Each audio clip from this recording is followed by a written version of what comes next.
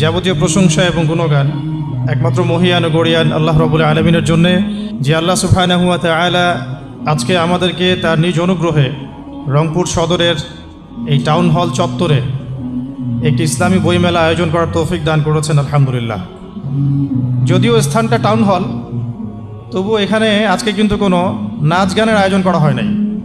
এটা কোনো দুনিয়াবি জলসা না, দুনিয়াবি মজলিস না, এটা হলো আল্লাহ এবং তার রাসূলের মজলিস। সুবহানাল্লাহ। আমি রংপুরেরই বাসিন্দা। আমরা বিগত মোটামুটি 10 থেকে 15 বছর ধরে রংপুরেই থেকেছি আর কি। যদিও এখন আমরা প্রায় ঢাকার বাসিন্দা বলা যায়। তো আমাদের এই বেড়ে ওঠাতে আমরা টাউন হল চত্বরে এইরকম করে ইসলামিক বইমেলার আয়োজন হতে খুব একটা দেখি নাই। তো যারা এটার উদ্যোগ নিয়ে এটা বাস্তবায়ন করতে পেরেছেন, আল্লাহ পাক যে এই তৌফিক তাদেরকে দিয়েছেন, এর জন্য আল্লাহ পাকের দরবারে শুকরিয়া জানাই এবং সেই ভাইদের জন্য আমরা দোয়া করি আল্লাহ পাক তাদেরকে যেন আরও বেশি দিনের খেদমত করার তৌফিক দান করেন। এই টাউন হলের এই যে চত্বরটা, এই চত্বরটা আজকে সৌভাগ্যবান যে এই চত্বরের উপরে আল্লাহ পাক রহম করেছেন বলেই এইখানে দিনের কোনো কথা হচ্ছে। এই যে চত্বরটাতে আমরা বসে আছি এখন, এই টাউন হল চত্বরটা হচ্ছে আজকে সৌভাগ্যবান। কোনো কারণে হয়তো এই চত্বর আল্লাহর কাছে কান্নাকাটি করেছে, আল্লাহ পাক তাকে তার উপর রহম করে এখানে ইসলামিক একটা বইমেলা বা দিনের কথা বলার সুযোগ সৃষ্টি করে দিয়েছে। কেন এই কথাটা বললাম, এটা একটা সূরা থেকে আগে বুঝাই, তারপরে আমি মূল আলোচনা যাচ্ছি। এই সূরাটা আপনারা সবাই জানেন, আমার সাথে আপনারাও একটু পড়ার চেষ্টা করবেন বা অর্থ বোঝার চেষ্টা করবেন। এটা গতানুগতিক কোনো মাহফিল না, আমরা একটা ক্লাসের মতো মনে করতে পারি। আল্লাহ রাব্বুল আলামিন বলেছেন, বা'দা আউযু বিল্লাহি মিনাশ শাইতানির রাজিম, ইযা যুলজিলাতিল আরদু জিলজালাহা। সূরাটা কে কে জানি? হাত তুলি। মাশাআল্লাহ। বাকিটা জানি না। আল্লাহ পাক জানার তৌফিক দান করেন। কোরআন যে ব্যক্তি শিখে নাই তার জীবনটা ধ্বংস হয়ে গেছে। যে ব্যক্তি কোরআন শিখে নাই তার চেয়ে বড় আফসোসের আর কিছু নাই। আপনার ডিগ্রি সার্টিফিকেট, হ্যাঁ, আপনার MBBS degree, engineering degree, PhD degree, এগুলো সম্পূর্ণ বৃথা হয়ে যাবে যদি আপনি কোরআন না শিখেন। আর যদি কোরআন এবং হাদিস, ইসলামের ফরজিয়াত শিখে আপনি এগুলো শিখেন, তাহলে কোনো সমস্যা নাই, বরং আপনি তখন দেশের রত্ন। মাশাআল্লাহ। তো আশা করব আমরা সবাই কোরআনের প্রতি অনেক বেশি যত্নশীল হব, কোরআনের হক আদায় করার চেষ্টা করব ইনশাআল্লাহ। যারা কোরআন শিখতে পারি নাই, চেষ্টা করি আগামী 3 মাস থেকে 6 মাস সময় নিয়ে নেন। এই 6 মাসের মধ্যেই কোরআন শিখে ফেলার চেষ্টা করি। আল্লাহ পাক তৌফিক দান করেন। আগামী রমজান আসার আগেই কোরআন শিখতে হবে। রাজি আছেন ইনশাআল্লাহ? আবার বলি, আগামী রমজান আসার আগেই কোরআন শিখতে হবে। রাজি আছেন? ইন্নামাল আমালু বিন্নিয়াত। আমলের প্রতিদান, ফলাফল নিয়াতের উপর নির্ভর করে। এই পৃথিবী প্রবলভাবে প্রকম্পিত হবে, একদিন হবে তো নাকি? এবং কিয়ামতের আগে আগে বেশি বেশি হবে। কিছু কিছু পাপের কারণেও হবে।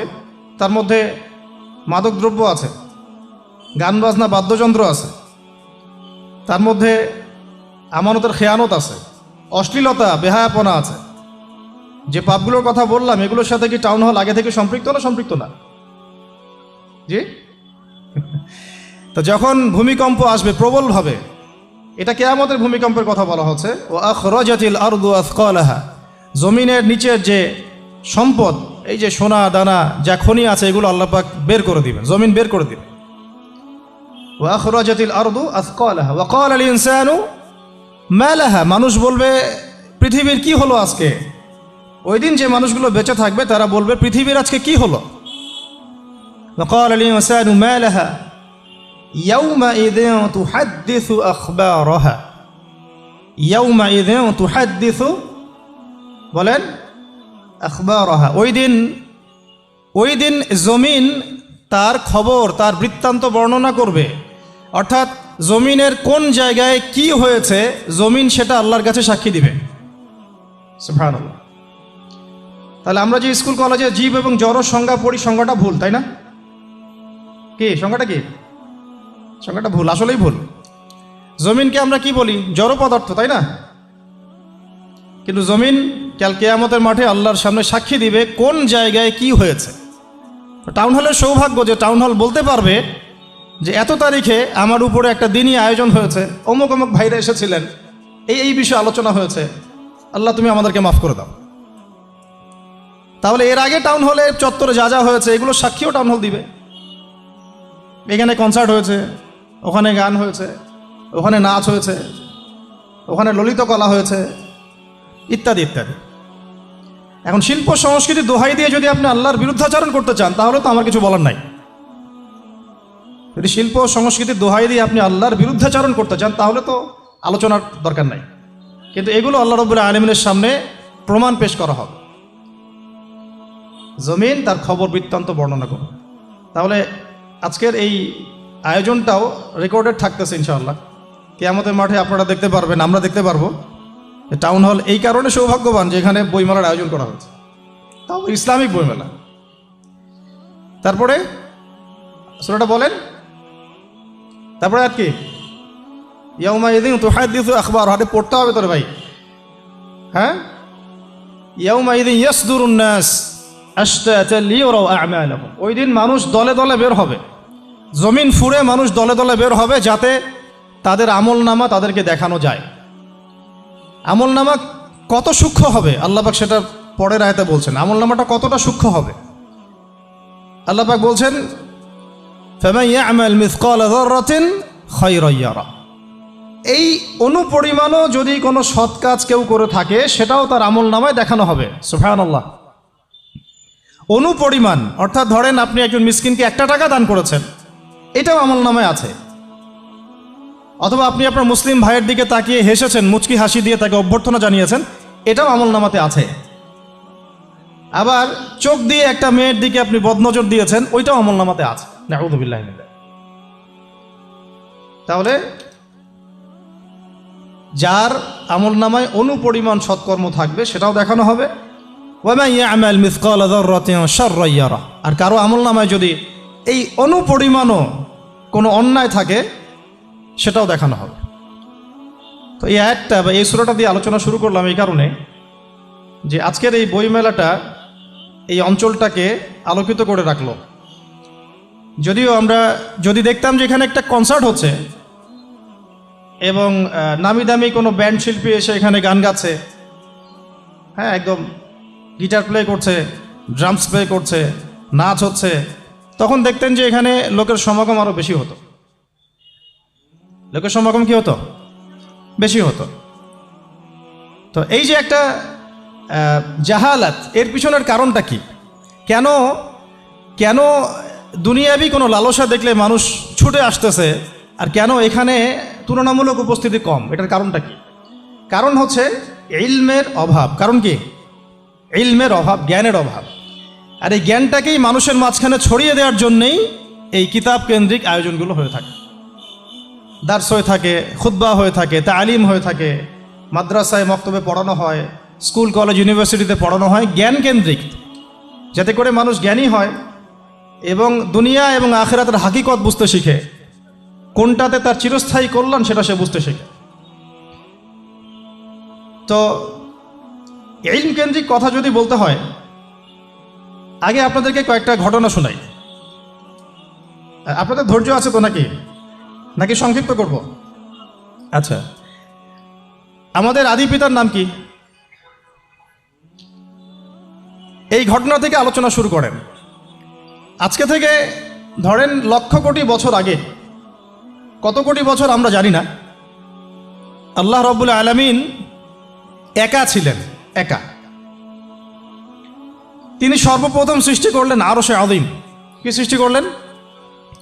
আরশ আল্লাহ রাব্বুল আলামিনের একটা এমন স্বতন্ত্র সম্মানিত একটা সৃষ্টি, যেটা সবচেয়ে বড় সৃষ্টি, এর চেয়ে বড় কোনো সৃষ্টি নাই।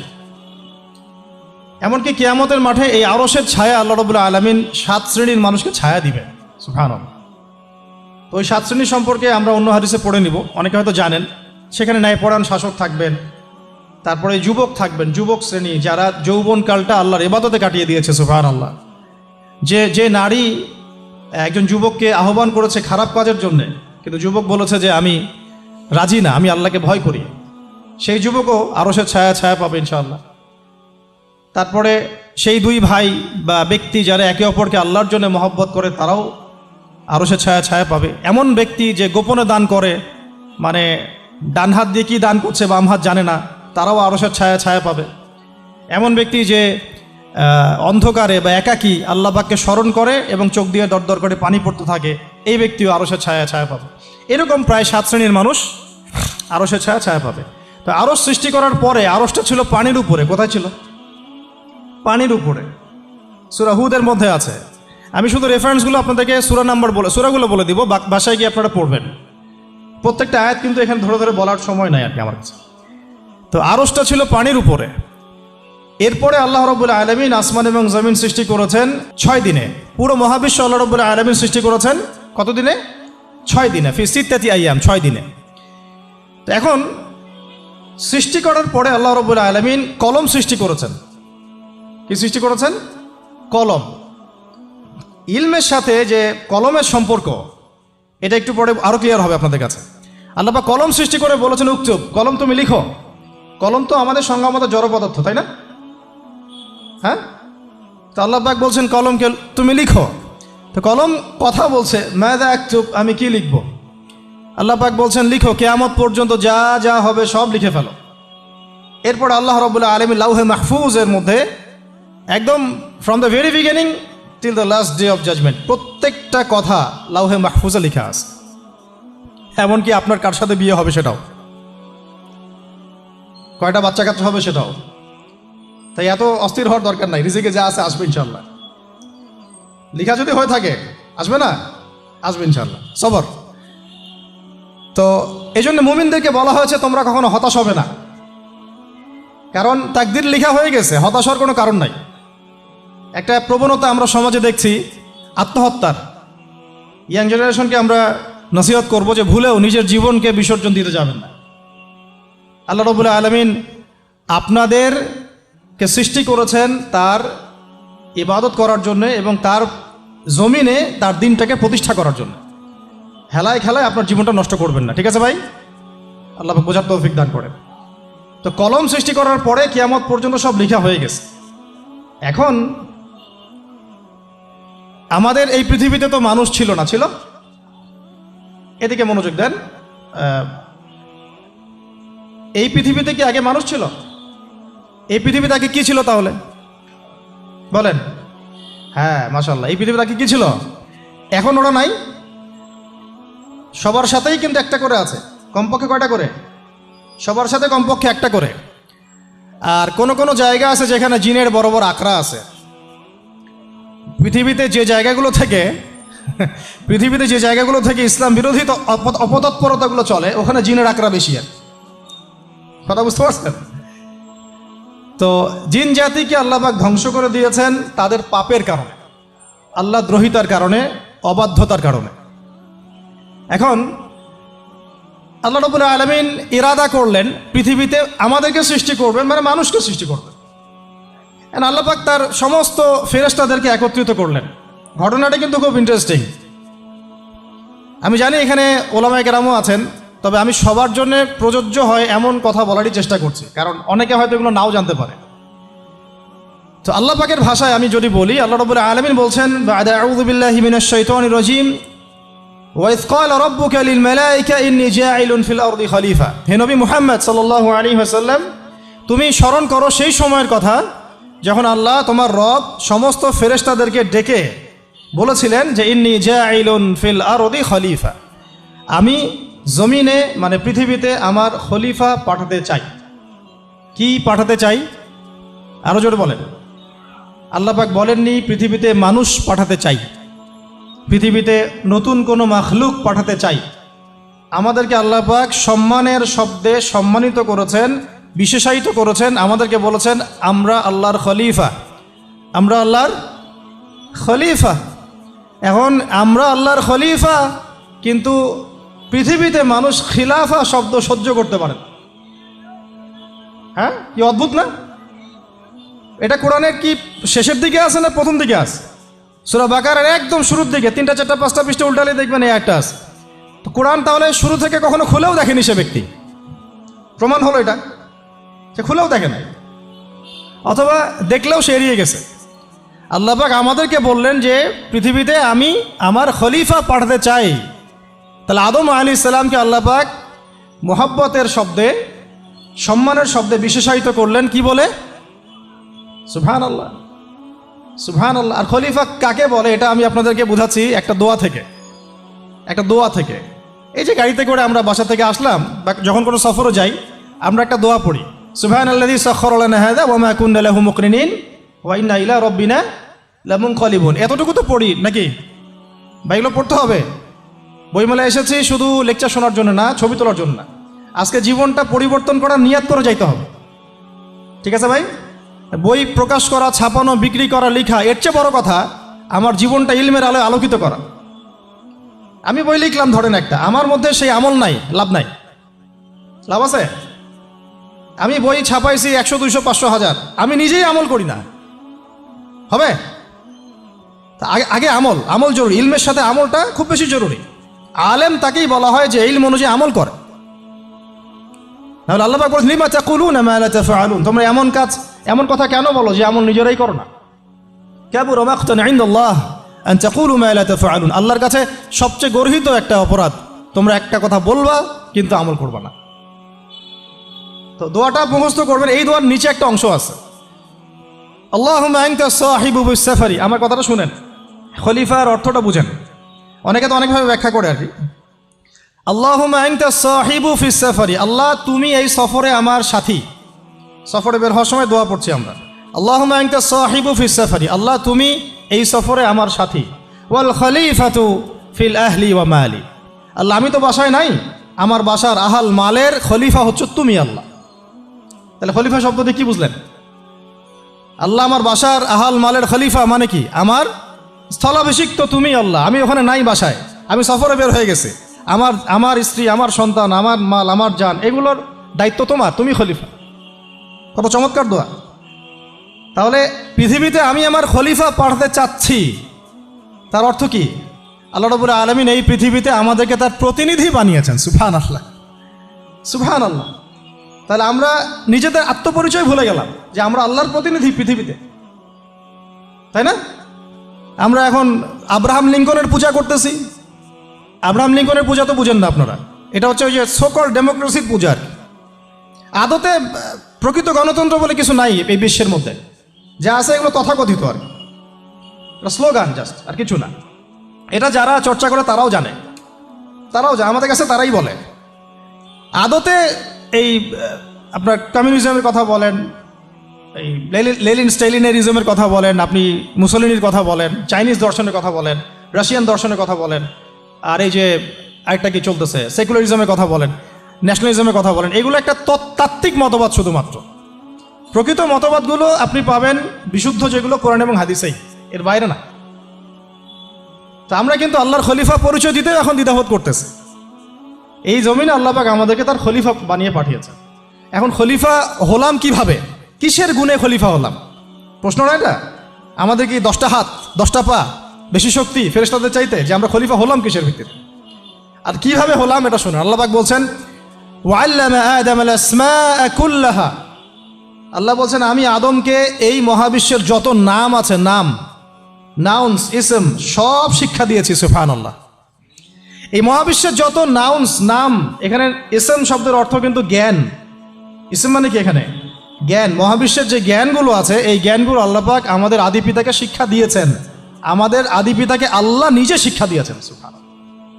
সৃষ্টিগতভাবে আমরা জ্ঞানী ছিলাম না, আল্লাহ পাক আমাদেরকে জ্ঞান শিক্ষা দিয়েছেন। আমরা ফিলোসফির বইগুলো খুললে দেখবেন ওখানে বুদ্ধিবাদ নামে একটা মতবাদ আছে। মানে তারা বলে যে মানুষ সৃষ্টিগতভাবেই একজন বুদ্ধিদীপ্ত প্রাণী। এটা ভুল কনসেপ্ট। সৃষ্টিগতভাবে আমাদের মধ্যে জ্ঞান ছিল না, আল্লাহ পাক আমাদেরকে জ্ঞান শিক্ষা দিয়েছেন। কথা বুঝতে পারছেন? একটা মতবাদ তাদের আছে অভিজ্ঞতাবাদ, মানে মানুষ অভিজ্ঞতা থেকেই শিখে। আরেকটা আছে সমন্বয় মতবাদ, আপনারা তো এগুলো অনেকে পড়েছেন হয়তো। এর বাইরে যে একটা মতবাদ আছে যে আল্লাহর পক্ষ থেকে ওহী ভিত্তিক মানুষ জ্ঞান শিখে, এই মতবাদ কোনো দার্শনিকের বইয়ে স্থান পেল না। কি আফসোস, কি আফসোস। অথচ মুসলিম ঘরের দার্শনিক তারা। আমরাও পড়েছি ভাই 4 বছর এই কারণে গেলেই। কি আফসোস, আল্লাহ পাকের ওহীর পক্ষ থেকে যে জ্ঞান আসতে পারে এইটা কনসেপ্টটাই নাই। অথচ এখানে কোরআনে আল্লাহ পাক বলছেন ওয়াল্লামা আদম আল আসমা কুল্লাহা, আমি আল্লাহ আদমকে সমস্ত নাম শিক্ষা দিয়েছি। সুবহানাল্লাহ। এরপরে এই যে জ্ঞান আদম আলাইহিস সালামকে আল্লাহ পাক শিক্ষা দিলেন, এর ফলশ্রুতিতেই আল্লাহ পাক বললেন যে ওয়াইজ কুলনা লিল মালাইকা উসজুদু লি আদম, হে ফেরেশতারা তোমরা এখন আদমকে সেজদা করো। কি ফেরেশতাদেরকে দিয়ে আল্লাহ পাক আমাদের পিতাকে সেজদা করালেন কিসের মানদণ্ডে? কিসের কারণে? জ্ঞানের কারণে। জ্ঞানের কারণে ফেরেশতাদেরকে আল্লাহ পাক বললেন যে এই নামগুলো বলে দাও তো তোমরা। তারা বলতে পারলো না। তারা বললো লা ইলম আল্লাহুম্মা লা ইলমা লানা ইল্লা মা আল্লামতানা, আল্লাহ আমাদের তো সেই জ্ঞান নাই, শুধু ওইটুকু জ্ঞান আছে যা আপনি আমাদেরকে শিখিয়েছেন। তখন আল্লাহ পাক বলেছিলেন যে আমি যা জানি তোমরা তা জানো না, আমি কি বলি নাই যে আমি আসমান জমিনের গায়েবের সব খবর জানি? তখন আল্লাহ বললেন যে তোমরা সবাই সেজদা করো আদমকে। তাহলে আমাদের পিতাকে খলিফা করা হলো, জ্ঞান শেখানো হলো, আল্লাহ পাক নিজে শেখালেন, ফেরেশতা মণ্ডলীদের দিয়ে সেজদা পর্যন্ত করালেন কিসের মানদণ্ডে? আরো আসতে বলেন, জ্ঞানের মানদণ্ডে। এখন যদি আমরা একটু প্রশ্ন ছুড়ে দেই নিজ নিজ বিবেকে, আমরা কি সেই ওহির 10টা সূরাও শিখেছি? 10টা পারা কি পড়া হয়েছে কখনো? 10টা সূরারও কি অর্থ জানি? অনেকে তো 10টা আয়াতের অর্থ জানি না। আমরা কি সেই ওহির 10টা হাদিস শিখেছি? তাহলে আমরা কোথায় সম্মান খুঁজতেছি? পশ্চিমাদের কাছে? বলেন। সত্যি সবচেয়ে আফসোস লাগে আমার একটা জিনিস, যে মুসলিমরা আমরা এখন আমাদের আত্মপরিচয় ভুলে যাচ্ছি, আর আল্লাহ পাক আমাদেরকে যেখানে সম্মান রেখেছেন ওইখানে সম্মান না খুঁজে আমরা অন্যের দাসত্বের সম্মান খুঁজতেছি। আল্লাহ আমাদেরকে বোঝার তৌফিক দান করে। এটা অজ্ঞতার কারণে হচ্ছে। আমাদের কাজ তাদেরকে সচেতন করা বা তাদেরকে মেসেজ পৌঁছে দেয়া। আমরা উগ্র পন্থা অবলম্বন করব, আমরা হিকমার সাথে প্রজ্ঞার সাথে মানুষকে বোঝানোর চেষ্টা করব, এগুলো বোঝানোর অংশ। এখন আচ্ছা, আরেকটা কথা আপনাদেরকে বলি, একটা কথা মাঝখানে মিস হয়ে গেছে। এই যে আল্লাহ পাক আমাদেরকে খলিফা করে পাঠিয়েছেন, খলিফার কাজ কি? প্রশ্ন না? আমাদের কাজ কি তাহলে? এই কাজটা আল্লাহ পাক আবার ব্যাখ্যা করেছেন সূরা সদের মধ্যে। কোন সূরায়? সূরা সদ। সদ নামে একটা সূরা আছে, সূরা ইয়াসিনের আগে পড়ে পাবেন। তো এখানে আল্লাহ পাক আরো একজন নবীকে তার খলিফা বলেছেন। সেই নবীর নাম দাউদ আলাইহিস সালাম। কি নাম? আর দাউদ আলাইহিস সালাম কিন্তু এই জেরুজালেম থেকে, যেখানে এখন ওই জায়নিস্টরা বোম্বিং করে আর কি, নিরীহ মুসলিমদেরকে হত্যা করে বিগত 70 বছর থেকে, ওই জেরুজালেম থেকে কিন্তু দাউদ আলাইহিস সালাম বিশ্ব শাসন করেছিলেন। তার পরবর্তীতে তার সন্তান সুলাইমান আলাইহিস সালামও কিন্তু ওখান থেকেই বিশ্ব শাসন করেছিলেন। আর এখনকার বনু ইসরাইল দাবিদার এই জায়নিস্টরা, তারাও কিন্তু ওই ফিকিরই করছে, ওখান থেকে তারা বিশ্ব শাসন করতে চায় এবং তারা মনে করে তাদের একজন মাসিহ আসবে, সেই মাসিহ আসলে তারা বিশ্ব শাসন করবে। আমরা সেই মাসিহের নাম জানি মাসিহুদ দাজ্জাল। কি নাম? এই দাজ্জালকে ওরা ওদের সত্য মাসিহ মনে করে, আমরা জানি হচ্ছে মিথ্যা ভণ্ড প্রতারক মাসিহ, অথচ ওরা মনে করে এটা হচ্ছে সত্য মাসিহ। এই জায়গায় তারা ধোঁকা খাচ্ছে। অথচ সত্য মাসিহ হচ্ছেন ঈসা আলাইহিস সালাম, যিনি আবার শেষ জামানায় আসবেন এবং তার হাতেই এই মাসিহুদ দাজ্জাল মারা যাবে এবং তারপরে পুরো বিশ্বে আবার ওই খিলাফা কায়েম হবে। ওই যে খলিফা, ওটা সারা বিশ্বে কায়েম হবে, এই টাউন হলও বাদ যাবে না ইনশাআল্লাহ। এটা মানুষ মানতে চাচ্ছে না, কিন্তু মানুষ না মানলে কি? আল্লাহ পাকের নকশায় সব আঁকা আছে কখন কি হবে। কে কে কল্পনা করেছিল যে আজকে আপনারা বসে এখানে দিনের আলোচনা করবেন? হ্যাঁ, কল্পনা করা যায় তো? যে শব্দগুলো আপনারা বলছেন এগুলো বললেই তো নাই গায়েব, তো এখন বলছেন। কেউ কি কল্পনা করেছিল যে হঠাৎ করে এমন একটা সময় চলে আসতে পারে? কেউ কিন্তু কল্পনা করেনি, আল্লাহ পাকের নকশায় ছিল। এখানে আমাদের একটা আফসোসের কথা, এখানে মাস্টার মাইন্ড আল্লাহ রাব্বুল আলামিন। প্রকৃত মাস্টার মাইন্ড কে? আমরা ক্রেডিট নেওয়ার প্রতিযোগিতায় ব্যস্ত হয়ে আছি এখন, কার কত ক্রেডিট নেওয়া যায়। এখানে একক ক্রেডিট পাওয়ার যোগ্য কেউ না, সমস্ত ক্রেডিট কার? আল্লাহ রাব্বুল আলামিন। এটা আল্লাহর সাথে গাদ্দারি করতে যায় না, তাহলে ভুল হয়ে যাবে। কারণ আমি বারবার বলেছি আপনাদেরকে, কোরআন থেকে একটা শিক্ষা আমরা শিখেছি, একটা কম যখন মাজলুম থাকে, দুর্বল মাজলুম জুলুমের শিকার হচ্ছে, আল্লাহ পাক সেই কমটাকে বাঁচান, কোনো না কোনো একজন ত্রাণকর্তাকে পাঠান, কোনো একটা সূরতে আল্লাহ পাক সেই কমকে বাঁচায় দেন। আবার যদি এই নিয়ামতটা পাওয়ার পরে ওই কম আবার এই জুলুম শুরু করে, আবার আল্লাহ দ্রোহিতা শুরু করে, আল্লাহ পাক তার চেয়ে বড় জালেম চাপাই দিবে। কথা বুঝতে পারছেন? আল্লাহর সাথে গাদ্দারি করতে যাই না, আল্লাহ পাক আমাদেরকে বোঝার তৌফিক দান করেন। এখন খলিফার কাজটা কোথায় পাবেন, কোন সূরায় ভাই বলেন? সূরা সাদে আল্লাহ পাক দাউদ আলাইহিস সালামকে খলিফা সম্বোধন করে বলছেন, ইয়া দাউদ, কি চমৎকার আহ্বান, ইয়া দাউদ, হে দাউদ, ইন্না জাআলনাকা খলিফাতান ফিল আরদ, দেখো আমি আল্লাহ তোমাকে পৃথিবীতে খলিফা করেছি। কি করেছি?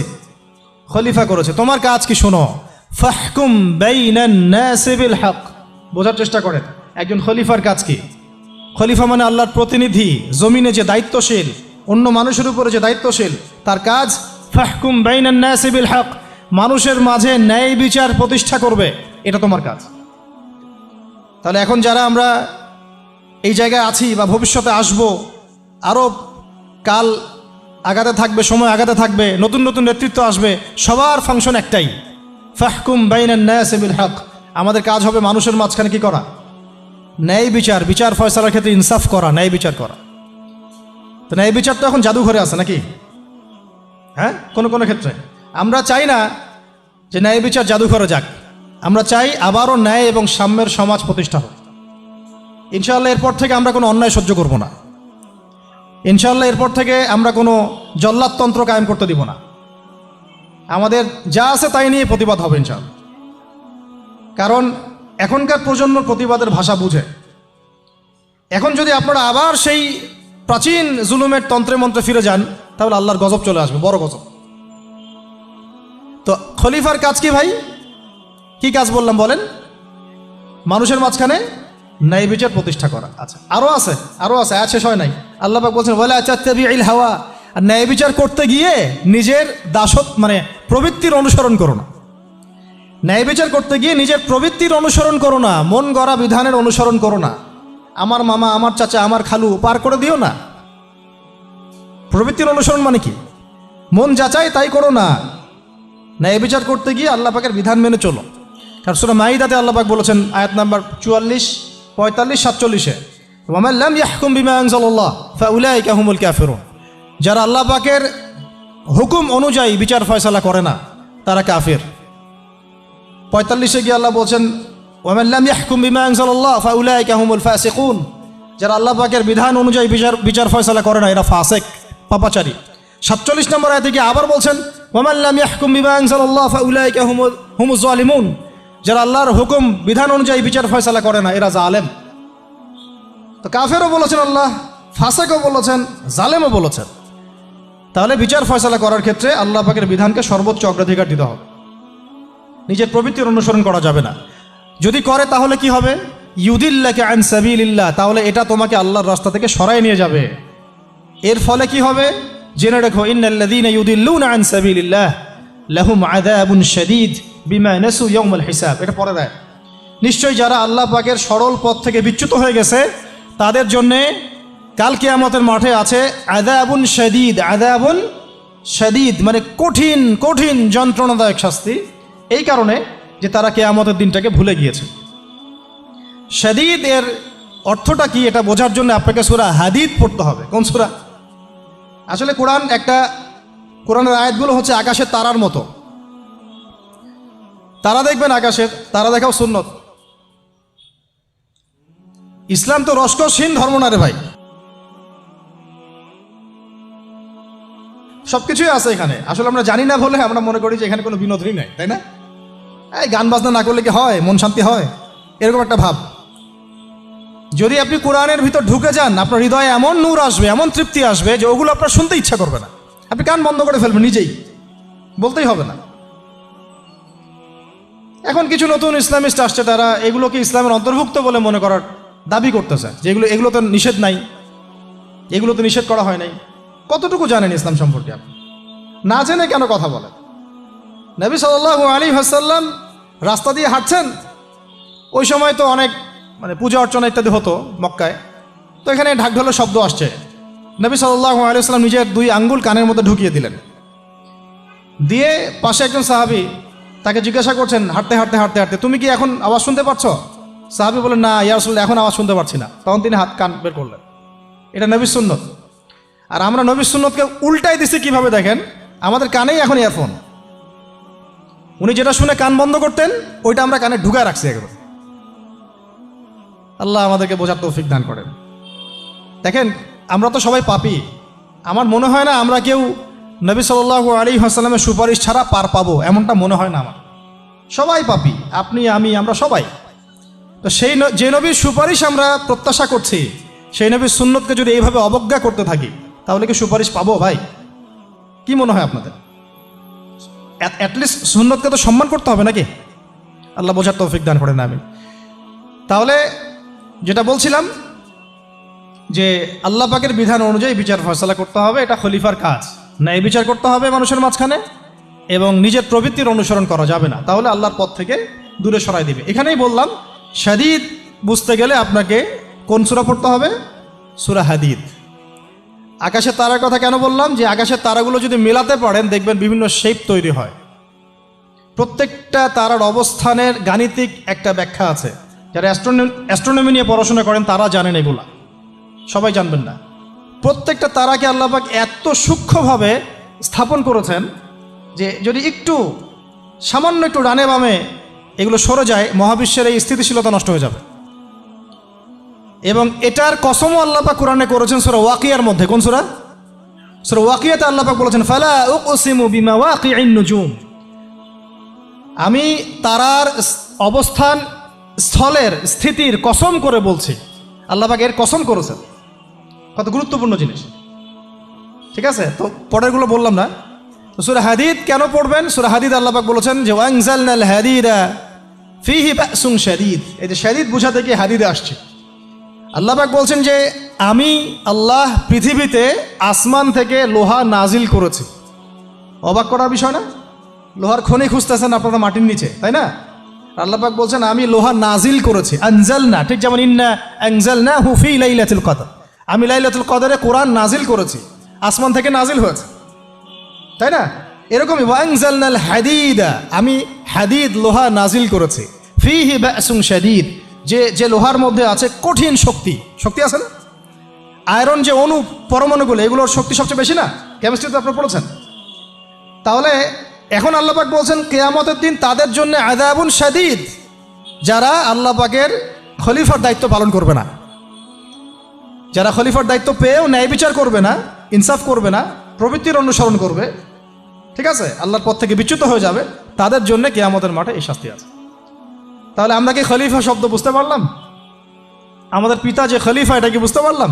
তাহলে এখন বলেন তো, প্রত্যেক নবী কি আল্লাহর খলিফা ছিলেন না? ছিলেন কি না?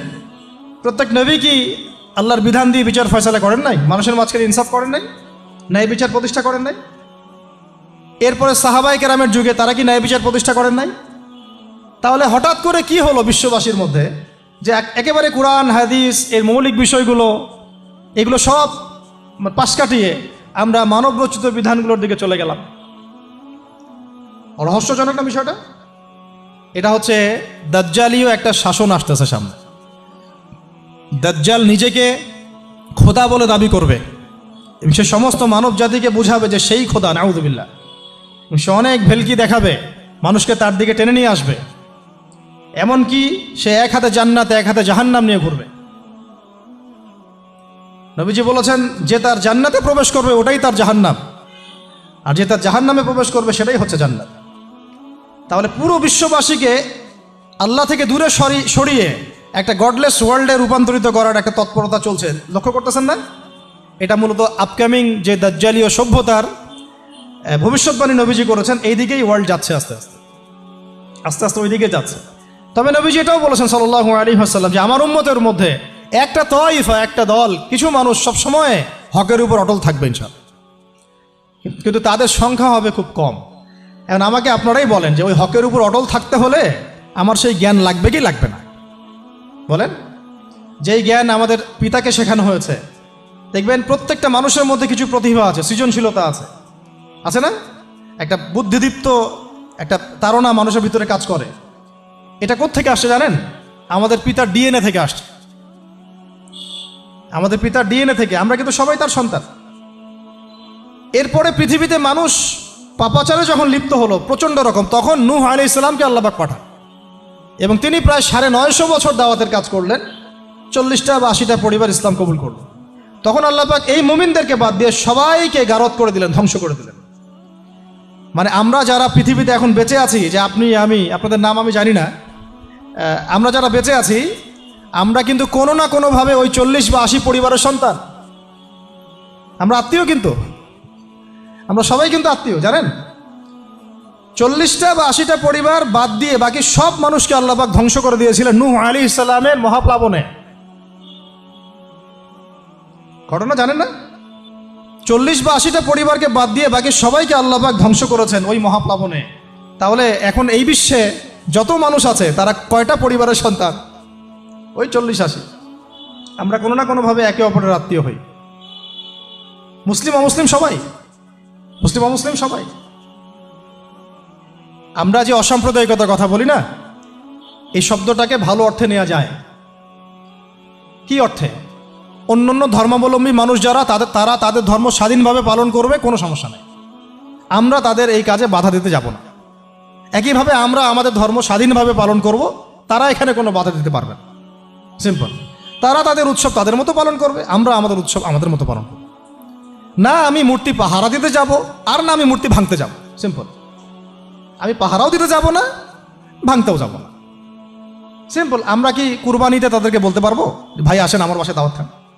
এটা হয় কখনো? লাকুম দীনুকুম ওয়ালিয়া দিন, আপনাদের দিন আপনাদের, আমাদের দিন আমার। সিম্পল।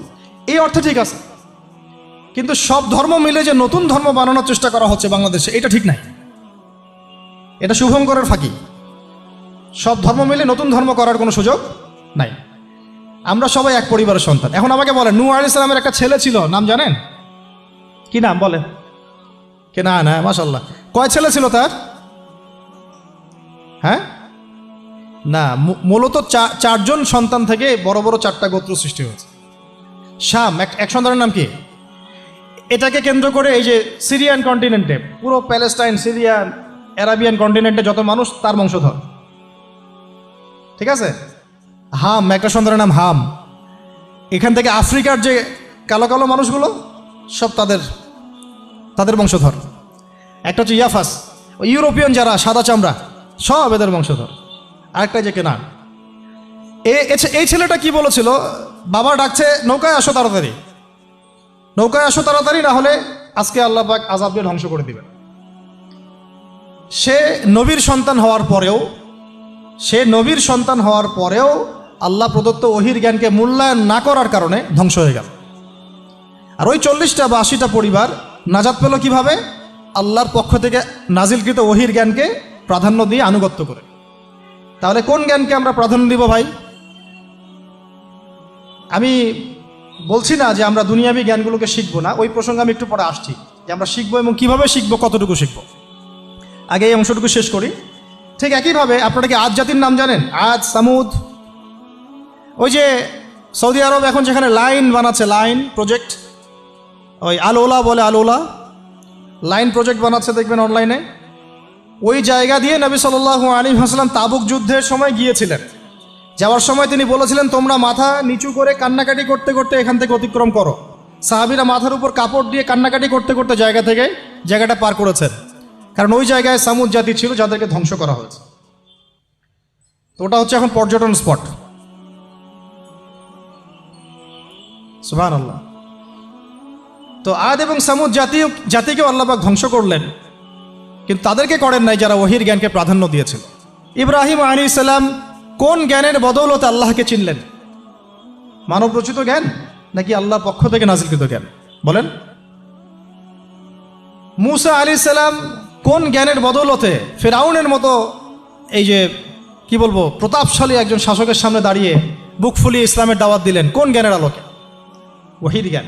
আর ওহির জ্ঞান যখন নাজিল করা হয়েছে তখন তিনি দোয়াটা পড়ছিলেন, রব্বি ইশরাহ লি সাদরি ওয়া ইয়াসসির লি আমরি ওয়াহলুল উকদাতাম মিন লিসানি ইয়াফকাহু কওলি। প্রত্যেক নবী, ইউসুফ আলাইহিস সালাম কারাগারে 12 বছর থেকেছেন। কত বছর? 12 বছর। আমাদের অনেক ভাই এরকম 5 বছর, 7 বছর, 10 বছর, 12 বছর থেকেছে, আছে। এমনও মানুষ আছে, এখন বলা যায় তাই বলি, যে ওই যে একটা শব্দ শুনেছেন আয়না ঘর, ওখানে দীর্ঘদিন ছিল, তারপরে নাই, কোথায় গেছে আল্লাহই ভালো জানে। ইউসুফ আলাইহিস সালামও এরকম কারাগারে ছিলেন। কত বছর? 12 বছর। কিন্তু আল্লাহ পাক তাকে এমন একটা জ্ঞান শিক্ষা দিয়েছিলেন, তিনি স্বপ্নের ব্যাখ্যা বলতে পারতেন, যে কোনো স্বপ্নের। রাজা স্বপ্ন দেখলেন যে 7টা গাভী, জীর্ণ শীর্ণ গাভী, মোটা তাজা গাভীকে খেয়ে ফেলছে। স্বপ্নের ব্যাখ্যা কেউ দিতে পারে না। কিন্তু ওই জেলখানায় 2জন ছাড়া পাওয়া মানুষ, ছাড়া পাইছে 2জন আর কি। 2জনের মধ্যে একজন বেঁচে আছে, একজন নাই।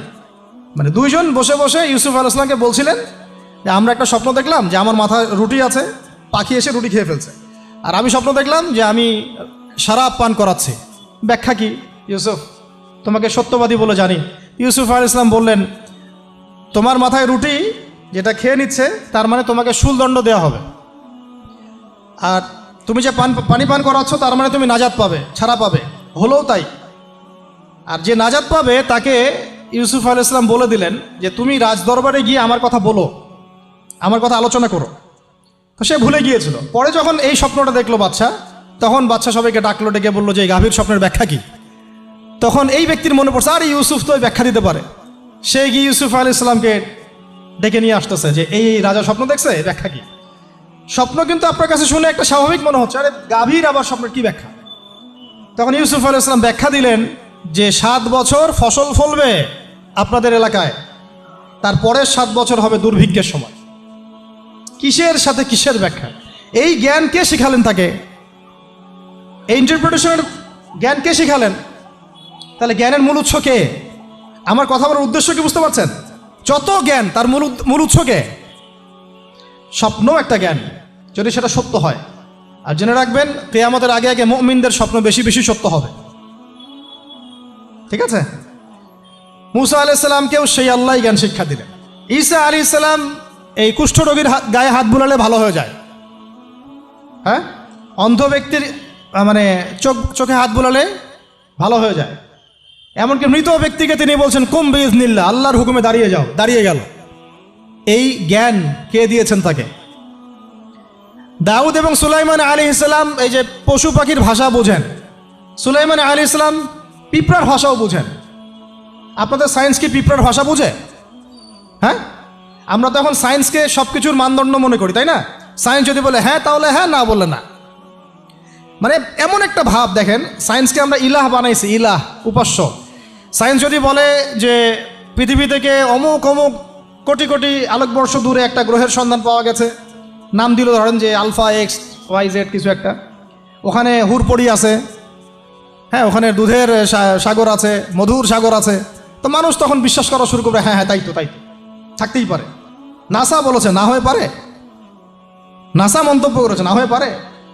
ওরকম যদি বলে অনেক দূরে একটা আগুনের একটা বিশাল ইয়া পাওয়া গেছে, গ্রহ পাওয়া গেছে, ওখানে আযাব দেওয়া হয়, শাস্তি দেওয়া হয়, ওখানে অন্য মাখলুক আছে, ওদের ভাষায় এলিয়েন আর কি, মানুষ বিশ্বাস করে।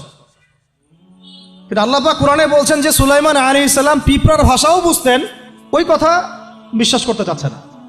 সুলাইমান আলাইহিস সালাম বাতাসে ফ্লাই করতে পারতেন, এটা বুঝতে পারতেছে না, বিশ্বাস করে না। তাহলে ওই প্রযুক্তি না থাকলে এয়ারক্রাফট কিভাবে আবিষ্কার করলেন? যে প্রযুক্তিগুলো পৃথিবীতে চলে গেছে ইতিমধ্যে, ওগুলো ভবিষ্যতেও আসতে পারে। যেমন একটা প্রযুক্তির কথা বলি, সুলাইমান আলাইহিস সালাম বসে আছেন, একজনকে বললেন না সাবার রানী বিলকিসের সিংহাসন কে নিয়ে আসতে পারবে? একজন বলল যে আপনি উঠে দাঁড়াইতে যতক্ষণ সময় লাগে এর মধ্যে নিয়ে আসবো। উনি বললেন যে হবে না, এটাতে হবে না, তুমি স্লো, তুমি 3G 4G না, এত স্লো স্পিডে আমার হবে না। এই কথা বলেন নাই, মজা করলাম আর কি। আমাদের ইউটিউবাররা আবার এই অংশ কাট করে আবার প্রচার করে দিতে পারে। দেখেন কিসের সাথে কি ব্যাখ্যা করলো। কোরআনকে 3Gর সাথে তুলনা করলেন আবু তহাদ না, ব্যাস কাম সারা দেশে ওইটাই ইস্যু। তখন মহা মুসিবত, মানে বাঙালি জাতির মধ্যে দিন প্রচার করা। আমাদের সালাফদের ভাগ্য ভালো যে তারা আগেই, মানে এই প্রযুক্তি আসার আগেই দুনিয়া থেকে তারা চলে গেছে। মুশকিল না, যত ইস্যু এগুলোর কারণেই সৃষ্টি হয়। তো যাই হোক, প্রসঙ্গে আসি। কোথায় ছিলাম ভাই, যে কথা হারায় ফেললাম। হ্যাঁ হ্যাঁ, আরেকজন বললেন যে না, আপনি চোখের পলক ফেলতে যতক্ষণ লাগে এর মধ্যে দেখবেন সিংহাসন সামনে। সুবহানাল্লাহ, কি প্রযুক্তি বলেন! এই প্রযুক্তির সামনে কি বিশ্ববাসী যেতে পেরেছে? দেখেন সুলাইমান আলাইহিস সালামের বাতাসে ফ্লাই করাটা কিন্তু এখন পৃথিবীতে খুব কমন হয়ে গেছে। আমরা সবাই ফ্লাই করতেছি বাতাসে, তাই না? যদি আপকামিং কোনো সময় আপনি দেখেন যে এইরকম চোখের পলকেই একটা বস্তু আরেকটা জায়গা থেকে এক জায়গায় চলে আসতেছে, আমি অবাক হব না ইনশাআল্লাহ। কারণ কোরআনে অতীতে এই ঘটনার দলিল আছে। বুঝাতে পারতেছি না?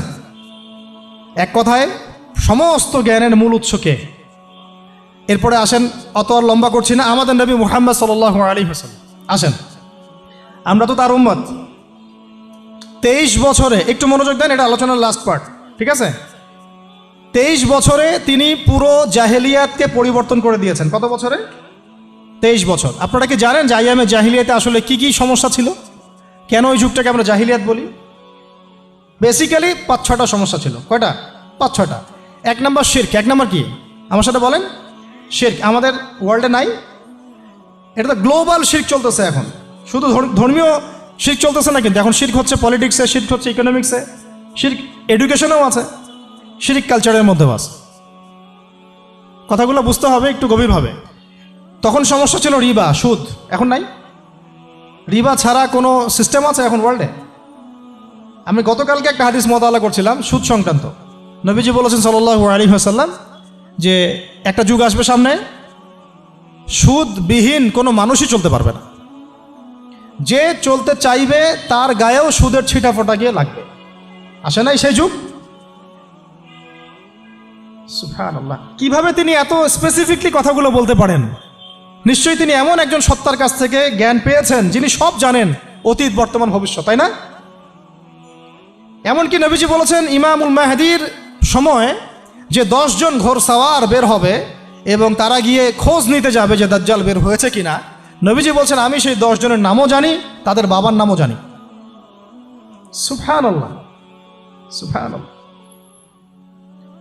কিয়ামতের মাঠে আলী রাদিয়াল্লাহু আনহু, আবু বকর রাদিয়াল্লাহু আনহু, ওমর, উসমান রাদিয়াল্লাহু আনহুম আজমাইন, তাদের হিসাবটা কেমন হবে ওইটাও নবী সাল্লাল্লাহু আলাইহি ওয়াসাল্লাম আগেই বলে দিয়েছেন।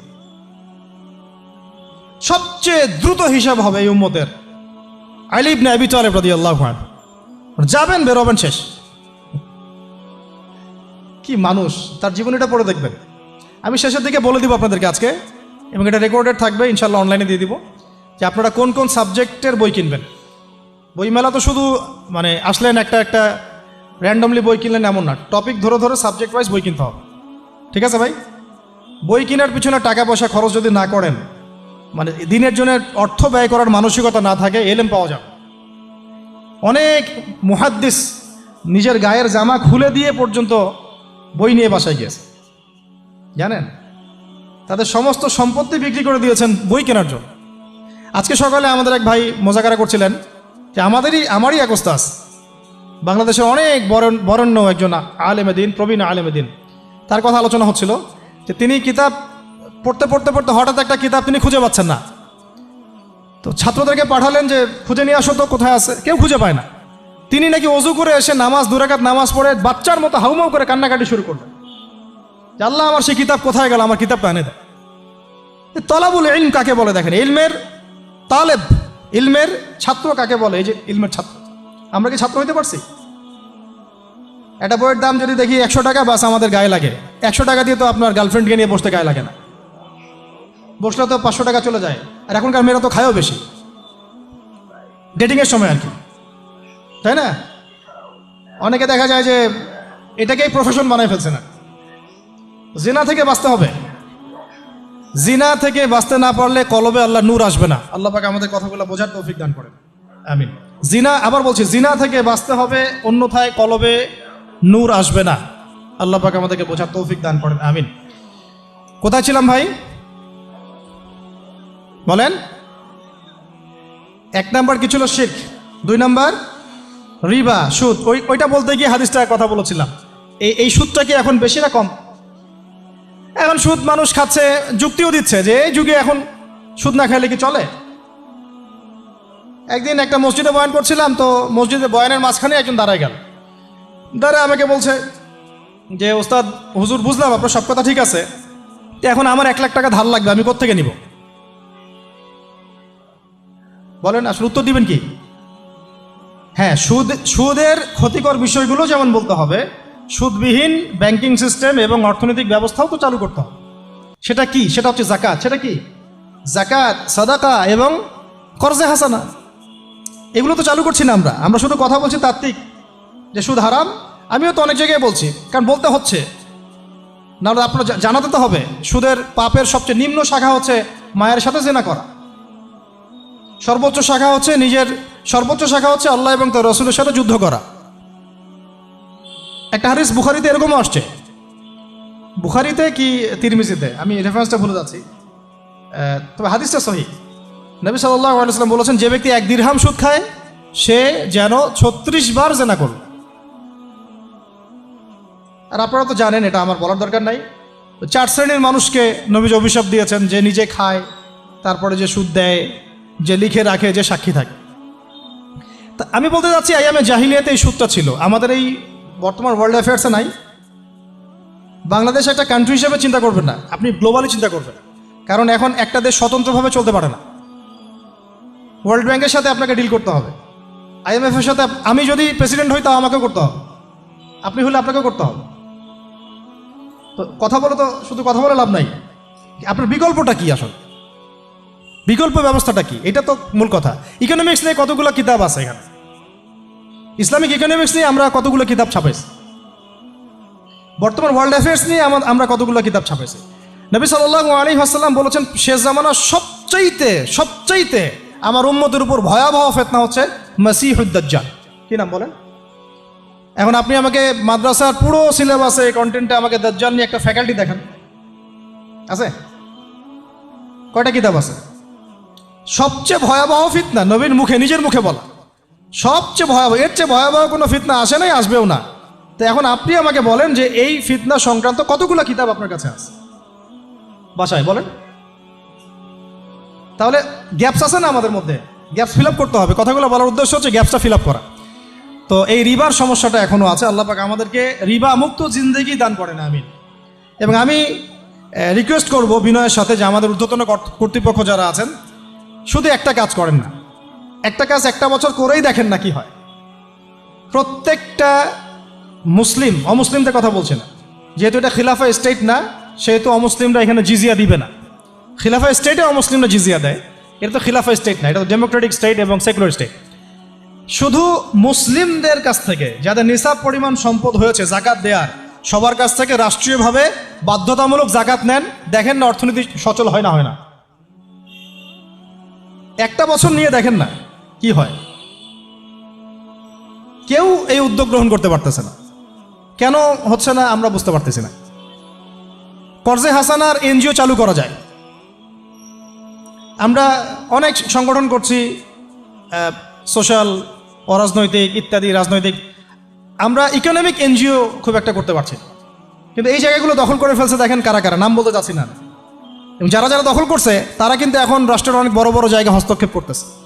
ইভেন ট্রান্সজেন্ডারের মতো ইস্যু কিন্তু তারা ঢুকাই দিচ্ছে ভিতরে, ঢুকায় নাই? উত্তরবঙ্গ জুড়ে, পুরো উত্তরবঙ্গে ঘুরে আসেন, দেখেন কাদের তৎপরতা বেশি। নীলফামারীতে সফর করে দেখলাম যে ওখানে একটা গ্রামের মধ্যে 24টা এনজিও কাজ করতেছে, সুদী সব। তারপরে মানুষ তামাক চাষ করে খাচ্ছে। একটা দল দাবি করতেছে নবী সাল্লাল্লাহু আলাইহি ওয়াসাল্লাম ছাড়াও আরও নাকি নবী আসতে পারে, নাউযুবিল্লাহ। এবং ওই যে মির্জা গোলাম আহমেদও তাদের অন্তর্ভুক্ত। মানুষ ওই দলের নাম লিখাচ্ছে চাকরির জন্য, ব্যবসা করতেছে তারা দেশের মধ্যে। তাহলে ভাই, শুধুমাত্র তাত্ত্বিক কথাবার্তা না, আমাদের সংগ্রামটা কিন্তু বহুমুখী। শুধু ইলম অর্জন তো একটা বেসিক জিনিস, এই বেসিকটাই এখনো হচ্ছে না আমাদের। ইলম অর্জনটা বেসিক জিনিস, এটাই হচ্ছে না। এরপরে আপনার অর্থনীতি সমৃদ্ধ করা, সংস্কার করা, সমাজ সংস্কার করা, রাজনৈতিক অঙ্গনগুলোর মধ্যে যে অরাজকতা, এগুলোকে সংস্কার করা, কত কাজ আমাদের। কিন্তু আমরা কিন্তু একটা জায়গাতেও স্থির নাই। ইভেন একটা মাসালাতেও আমরা এক জায়গায় আসতে পারতেছি না, ঐক্যবদ্ধ হতে পারতেছি না। আমরা খুবই ব্যাকডেটেড চিন্তা করতেছি এই জায়গাতে। অথচ আমাদের উচিত ছিল এই প্রবলেমগুলোকে আরও 30-40 বছর আগেই সলভ করা। তাহলে এখন হয়তো আপনি ভালো কিছু পেতেন। আমাকে একটা প্রতিষ্ঠান দেখান যেখানে নুরানি থেকে নিয়ে, মানে নুরানি থেকে দাওরা বা ক্লাস নার্সারি থেকে মাস্টার্স, এরকম সিলসিলায় ইসলামিক শিক্ষা এবং জেনারেল শিক্ষাকে একত্রিত করে একটা সিলেবাস মেনটেন করে পড়ানো হচ্ছে। আমাকে কয়েকটা প্রতিষ্ঠানের নাম বলেন, আমি ওখানে আমার মেয়েকে ভর্তি করাবো। আমাকে দেন, রেডিমেড দেন, আমার ছেলেকে ভর্তি করাবো। আমরা ফিকির করতেছি না। এটা হওয়া উচিত ছিল বিগত 30 বছর আগেই। আমি আপনাদেরকে বলি যে প্রকাশনা সংস্থার ভাইরা আছেন অনেকে এখানে। ধরেন আমাদের রংপুরের কোনো ভাই আপনাদেরকে পুরো 1 বিঘা জমি দিল, বা ধরেন 5 বিঘা জমি দিয়ে দিল, ঠিক আছে? আর আমরা সবাই মিলে দেশবাসীর কাছ থেকে টাকা কালেক্ট করে একটা কনস্ট্রাকশন দাঁড় করে প্রতিষ্ঠান দাঁড় করালাম, একেবারে অনার্স মানে নুরানি থেকে নিয়ে মানে প্লে গ্রুপ থেকে নিয়ে মাস্টার্স এরকম ফ্যাকাল্টি আর কি করলাম। এখন ভাই আপনারা যারা বই প্রকাশ করতেছেন, আমাকে কি আপনারা বই দিতে পারবেন? প্রত্যেকটা ক্লাসে আমি কোন কোন বই পড়াবো পারবেন? আমাকে কি সিলেবাস দিতে পারবেন? কথা বলেন। প্লে গ্রুপে কোন কোন বই পড়াবো আমাকে দেন, নার্সারিতে দেন, STD 1-এ দেন, 2-তে দেন, 3-তে দেন, 5-এ দেন, এভাবে আপনি আমাকে ক্লাস 10 পর্যন্ত দেন। তারপরে কি আপনি আমাকে অনার্স মাস্টার্স এই ফ্যাকাল্টিগুলো আলাদা আলাদা এগুলো কি ইউনিভার্সিটি আদলে আপনি কি আমাকে সাজা দিতে পারবেন? আমরা জায়গা দিব, টাকা দিব, প্রতিষ্ঠান করে দিব, প্রকাশনা সংস্থা থেকে কি আমরা এতটুকু পেতে পারি? তাহলে কাজের ক্ষেত্র আসলে কোনগুলা? আজকে আদনান ভাইয়ের একটা বই নিয়ে পড়তেছেন, কালকে অমুক ওস্তাদের একটা বই নিয়ে পড়তেছেন, আজকে এইটা কালকে সেইটা। কনস্ট্রাকটিভ পড়াশোনাটা কোথায়? ধরেন এই যে আমাদের এক ভাই পরিচিত ভাই, ওই ভাই যদি বলে যে আমি ভাই একসময় দিনের পথে ছিলাম না, এখন ইসলামের পথে আসছি, তো আমি এখন আলেম হইতে চাই। কি হইতে চাই? আলেম হইতে চাই, কিন্তু আমার মাদ্রাসায় পড়ার কোনো সুব্যবস্থা নাই। আচ্ছা, এখন কি তাকে আমরা 5 বছর বা 10 বছরের মধ্যে আলেমের সমপর্যায়ে নিয়ে যেতে কি পারবো? সেই সিলেবাস কি আমার কাছে আছে? বলেন। অথচ বিশ্বাস করেন, আরবি ভাষা না জানলে কেউ কোরআন জানতে পারবেই না। আমি এখন এটা শক্ত করে বলি যে কোরআন শেখা যেমন ফরজ, আরবি ভাষাটা শিক্ষা করাও ওয়াজিব। এখন আমাদের এই 80% জেনারেল শিক্ষিত ছেলে পেলে কীভাবে আরবি শিখবে? কিভাবে তারা আকীদা শিখবে? কিভাবে তারা কোরআনের তাজবিদ শিখবে, তাদাব্বুর শিখবে, তাফসির শিখবে, হাদিসের এরাব দেওয়া শিখবে, এবারত পড়া শিখবে? কিভাবে তারা নাহু সরফের জ্ঞান অর্জন করবে? কিভাবে তারা উসুলের জ্ঞান অর্জন করবে? কিভাবেই বা তারা বড় বড় ধরেন ফেকা শাস্ত্রের জ্ঞান, তারপরে এদিকে উসুলে হাদিসের জ্ঞান, তাফসিরের জ্ঞান, আরও বড় বড় ফ্যাকাল্টিগুলো, কিভাবে তারা বড় পর্যায়ের আলেম হবে? আমাকে বলেন। প্রোডাক্ট দেন, প্রোডাক্ট, এবং এমন এমন আলেমের প্রোডাক্ট যে আলেমরা সারা ওয়ার্ল্ডকে ডিল করতে পারে, মানে ইন্টারন্যাশনাল স্কলার। এখান থেকে যাবে ইউকেতে গিয়ে দাওয়াতি কাজ করে আসবে, অস্ট্রেলিয়ায় গিয়ে দাওয়াতি কাজ করে আসবে, মালয়েশিয়ায় গিয়ে দাওয়াতি কাজ করে আসবে, আন্তর্জাতিক মানের আলেম আমরা কি জেনারেল শিক্ষিত ব্যাকগ্রাউন্ড থেকে তৈরি করতে পারবো? পারছি কি? অ্যান্ড আপনারা আমাকে বলেন তো ভাই, যে কত পার্সেন্ট মানুষ জেনারেল শিক্ষিত আর কত পার্সেন্ট মানুষ মাদ্রাসায় শিক্ষিত? কাদের পরিসংখ্যানটা বেশি? তারা কি, তাদের কোনো অবদান রাখার কোনো সুযোগ নাই? এখন যদি এই ক্লাসিক্যাল পড়াশোনা না হয়, ইলমের এই গভীরতায় না যায় এবং বড় বড় ওলামায়ে কেরামদের সোহবতে তারা না আসে, তাহলে কিভাবে তারা বিশুদ্ধ ইসলাম শিখবে আর প্রচার করবে আর প্রতিষ্ঠা করবে? তো প্রশ্ন কিছু করে গেলাম। আজকে প্রশ্নগুলো রেখে যাচ্ছে এই কারণে যে এগুলো নিয়ে আপনারা ভাববেন, যে আপনারা আমাকে একটা ইসলামিক ইউনিভার্সিটি করার মতো বইপত্র আমাকে বানায় দেন না। দায়িত্ব নেন কেউ, আপনারা সবাই মিলে দায়িত্ব নেন। আমি